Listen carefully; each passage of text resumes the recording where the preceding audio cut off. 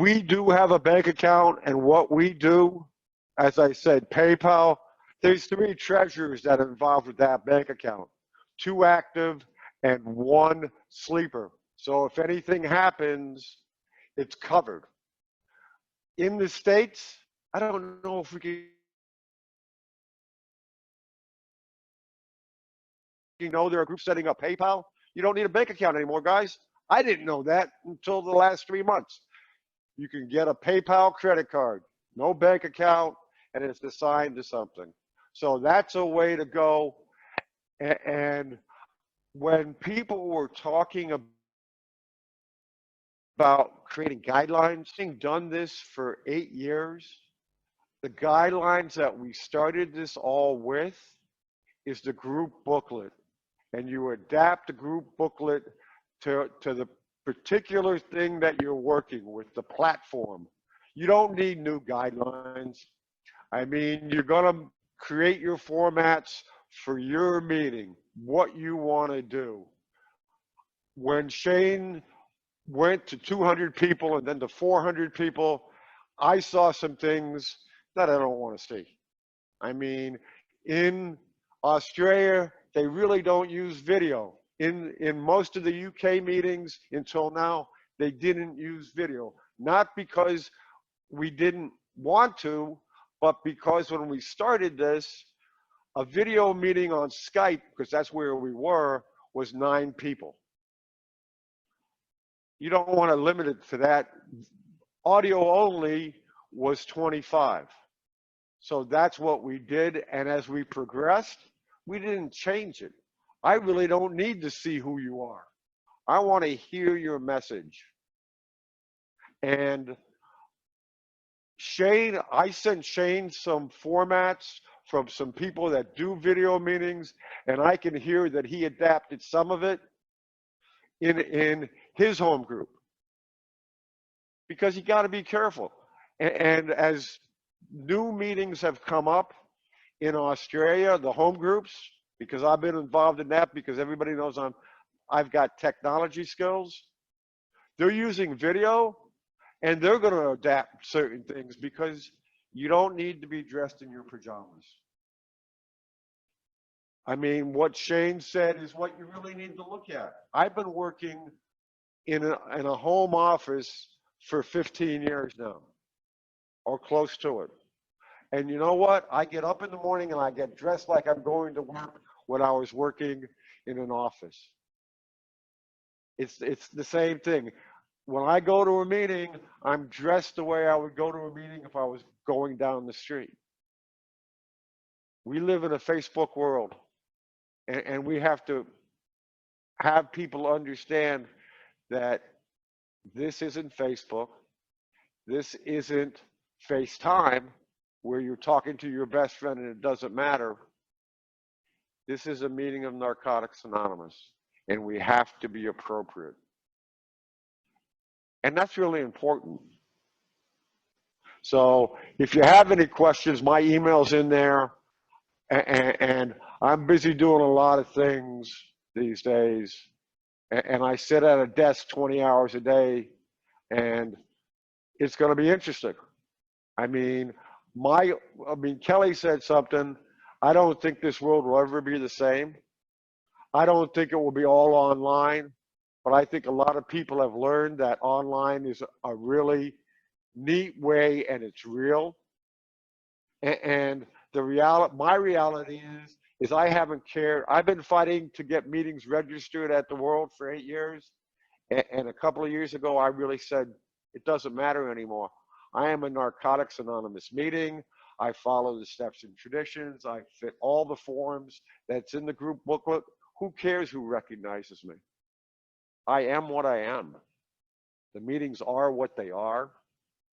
And guess what? Everybody who wasn't doing this 3 weeks ago has found out there's real recovery up here.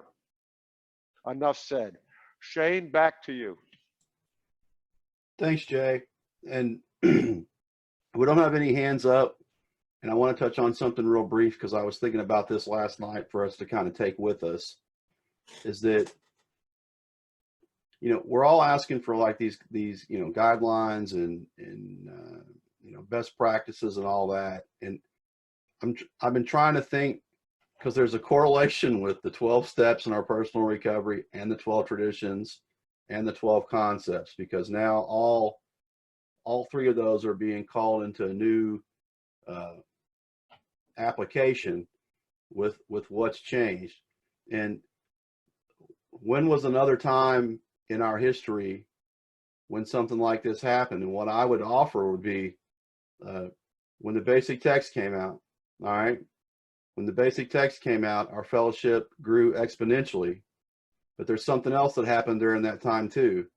There was an absolute bunch of craziness, because all of a sudden there was all these new people in recovery, right? And what happened to the basic text in our fellowship over the next couple of years was, how many additions to the basic text did we have because we knew things needed to be changed because our experience changed?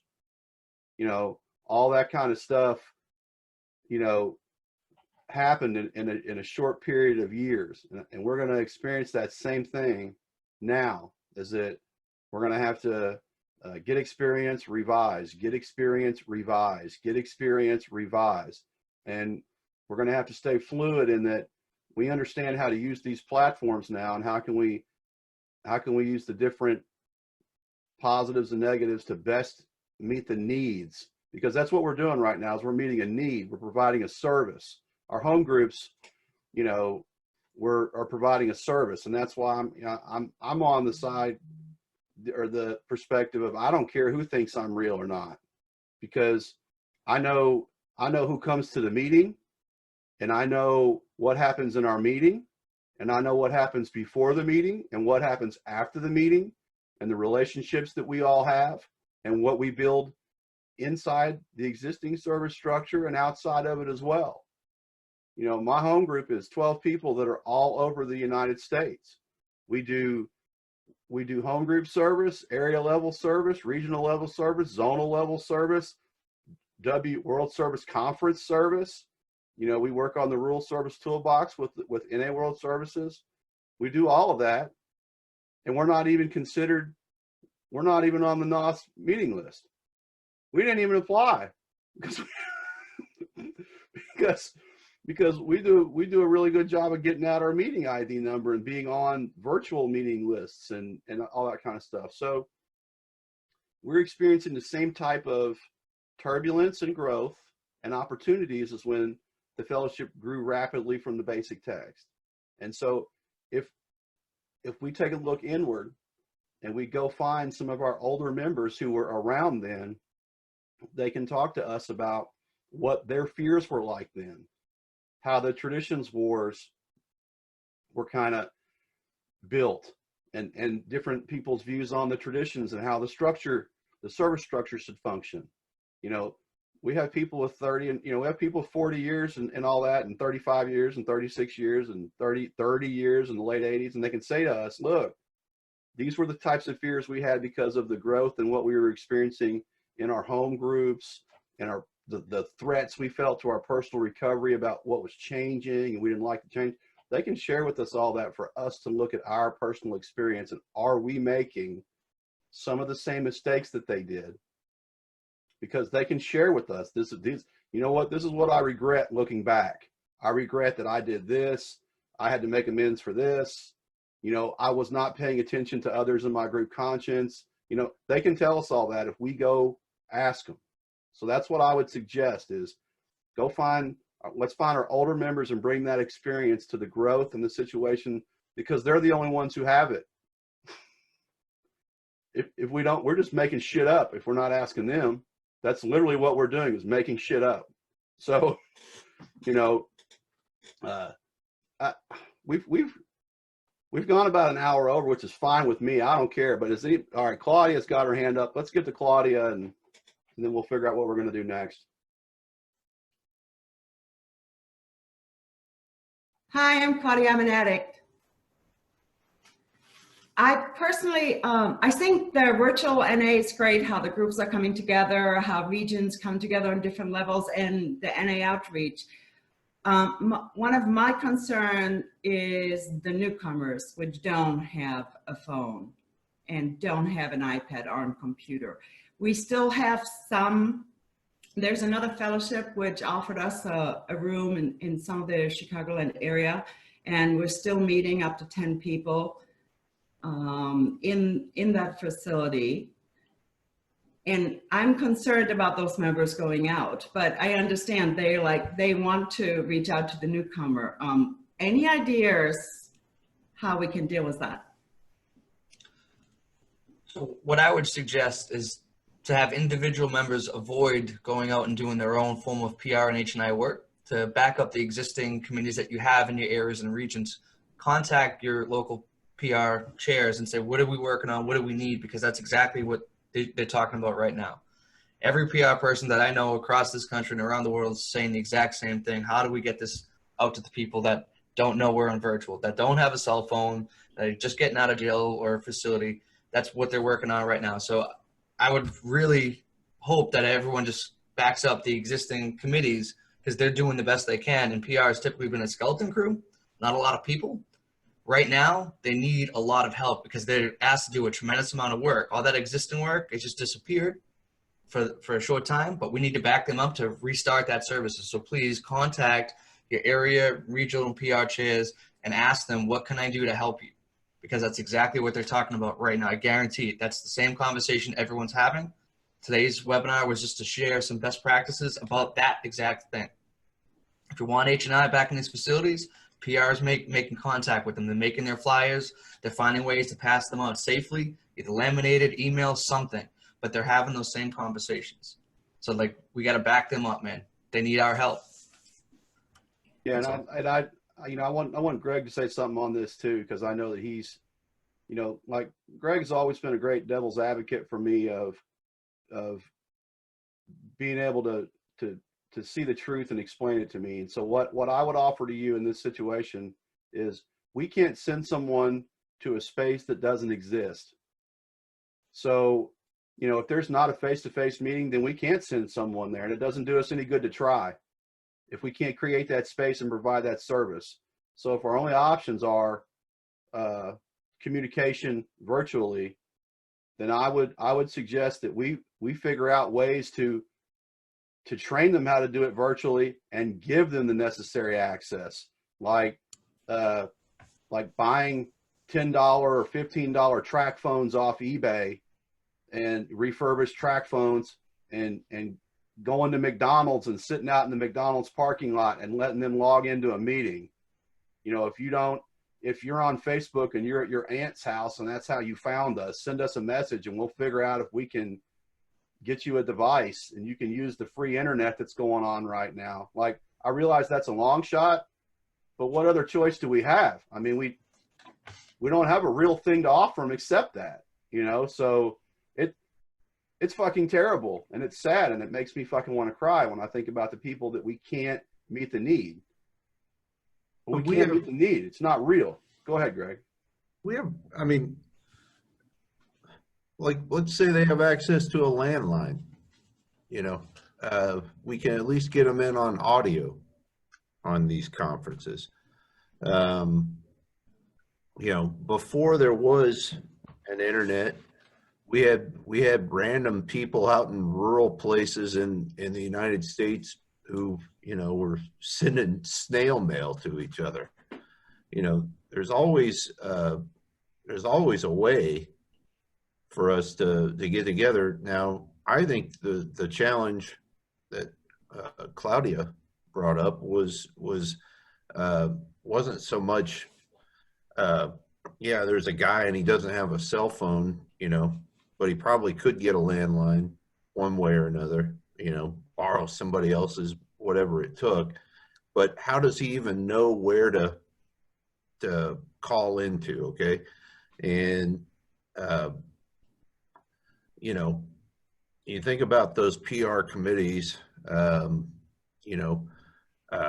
what methods do they use to put the information out there? A lot of it is internet stuff.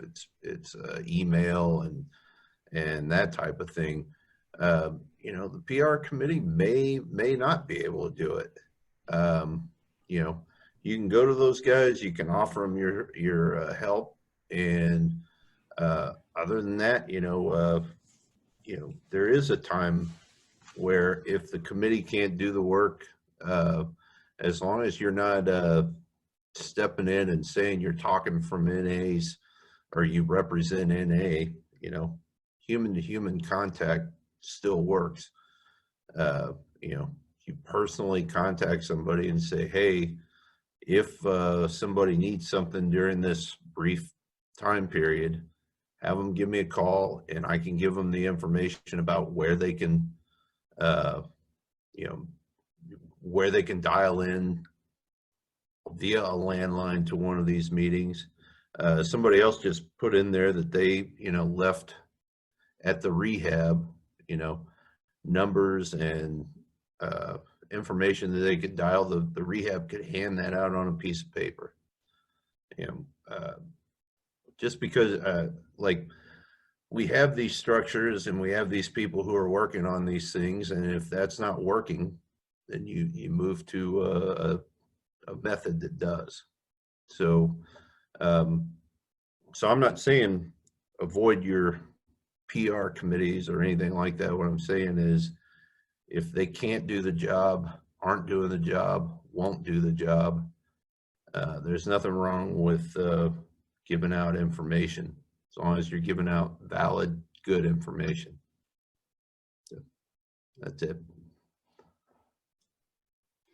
Hey, can we go to Melissa real quick? We haven't heard from her yet, and then we got to close here in just a few minutes, guys. So, and then maybe we can, Steve, give me just a second. Let's see what Melissa's got. I can't unmute her. Let me find her in the pictures, and then that's what I found's been working. She's right here. You got her? It's still not unmuting. Where is she? She's right here. I'm pointing at her. That's on your screen. It worked. It worked. Yay. Don't We touch were her. hitting the button at the same time. I'm Melissa. I'm an addict from South Dakota. One thing, we're very small rural regions, small rural areas, and we just shut down clubs, restaurants, and stuff this past Friday. Now, up until that point, I was trying to get information as far as virtual meetings, phone meetings, and what we did to get information out was just printed up a really quick, brief flyer with, what was happening, when we try to be back, and where to go until we were able to come back physically. One thing that struck me was, while we are rural and whatever, we have a fairly large homeless population that attend meetings.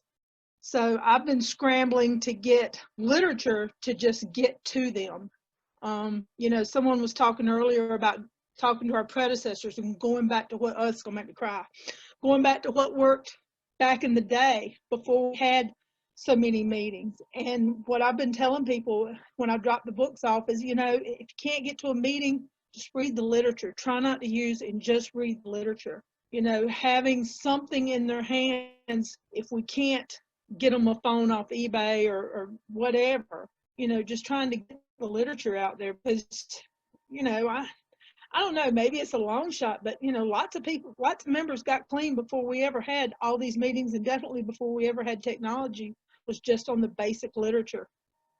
Just trying to make sure that's available. And our PR, I'm the RD for the state of South Dakota, and our PR, we have no regional PR. It's I forget what they call it, but if there's a need, then they step up and take care of it. And our area PR guy, he's new, he's young in recovery, and I told him I would help do what I could. We've contacted some of the local TV and radio stations trying to get PSAs, and I can't even get them to call me back. So we're just doing what we can do now, and like you were saying earlier, we're fluid and we're adjusting, and we're doing what we can now, and we'll do more when we can later. When we know more, we'll do more. That's all I have. Thank you. Hey, I want to announce real quick before some people leave. We do this every Sunday, same meeting ID, 10 a.m. Eastern U.S. time. That's New York time. The format's changed a little bit as the needs of the people who are coming to attend this have changed. We've opened this up to be more of a less presentation and more Let's talk about specifics as best we can. And I know we jump around a lot, but we're just doing the best we can. We planned on an hour and a half, and we've been 2.5 hours, which is fine. You know, we are going to have to end after Steve, but I want to let Steve. Go ahead, Steve. Thank you, Shane. Yeah, I'm going to keep the video off and hope the internet holds out. I just wanted to say, I mean, I was listening to people talking about how do we do PR, and that came up in the local ASC that I was at this morning. I mean, and they started talking about, well, we could put flyers in service places and all that kind of stuff. They're all shut. About the only thing, luckily enough, I have a sponsee who's a service manager for a fairly large area in the UK. I'm going to speak to this afternoon and get some idea from him of what facilities are actually still open. We believe that maybe some of the needle exchanges may be open, but that is about it. Most of the chemists in the UK, which is the kind of face which are going to be taking over some of the services that are being used in terms of handing out things like drug replacement and so on and so forth, kind of big organisations, and in order to talk to them, we would have to talk to their regional offices to say, can we put flyers up in your chemists? Doctors' surgeries are closed. So all the usual places that we would think to put our PR information up are now not available. Certainly in the UK. I mean, we're on complete lockdown here now. So it is a problem. I'm hoping to get some solutions from my sponsee this afternoon. I can have a chat with him about what we can do within the UK to try and actually do exactly what we're doing, because our primary purpose is all about our primary purpose, carrying a message to the still suffering addict in and out of these rooms. And I'm just really kind of what's the word? I'm empathizing with the problem. This is massive. This is like Jay spoke about. This has never happened in our fellowship before, and others have mentioned it. This is new. I mean, I thank my fucking higher power, or whatever I call it, that this didn't happen 10 or 15 years ago. We would have been fucked. There's a bit of a silver lining to all of this. Is it's actually stretching our imaginations to find out new and exciting ways to carry the message, and that's what we're doing. But we've all got to help each other. We've all got to reach out. And in terms of PR, as other people have said, we just carry on doing the stuff we've always doing. The points of contact are the heads of these places. These are the people we need to be talking to. How can we help your people? Because we're all in the same business. We might be doing it in a different way, but they're all in the same business as we are. We want to help the still suffering addict. We want to help people get well. We want to help people to live productive lives, healthy, productive lives. So, it's in their interest too, because actually at the end of the day, that's what we've always done. PR starts at the UK level in the UK, and they talk to government departments, all shut. They'll talk to major treatment facilities and charities. They're all shut. This is such a difficult time for us, and the only way we're going to get through this is by literally by stretching our imagination, and we're only limited by that. I mean, if we limit ourselves and think we can't do that because of this, or we can't do that because of that, we're going to do ourselves and those we serve a real injustice. And I think it's important. These seminars are just awesome. I love them. Thank you, Shane, for putting them on. It's helping us to come together and share our ideas. And that's brilliant. Good stuff. And you might be interested. I'm going to throw this in. You might be interested to know they changed the caveat back on their website this morning. They got some good emails, didn't they? They really did get some good emails. Yeah. So it's gone back. I hit them hard. Good man, yeah. I don't know if you saw my reply, but I hit them hard. I did see it, but I mean, I jumped. All right, yeah. Before we get too bad, yeah. Are you insane? Let's not go there. But I just thought I'd let you know that. Give us. Thank you. It worked, Shane. Yeah. Well, yeah. Hey, Chris, if you got to go, I get it. Laura's got her hand up, and I want to make sure she gets in because I never hear the end of it if she didn't. She's a good friend of mine. So. All right, I'm going to bounce. Thank you all so much for coming. And, love you, man. Thank you. When I can.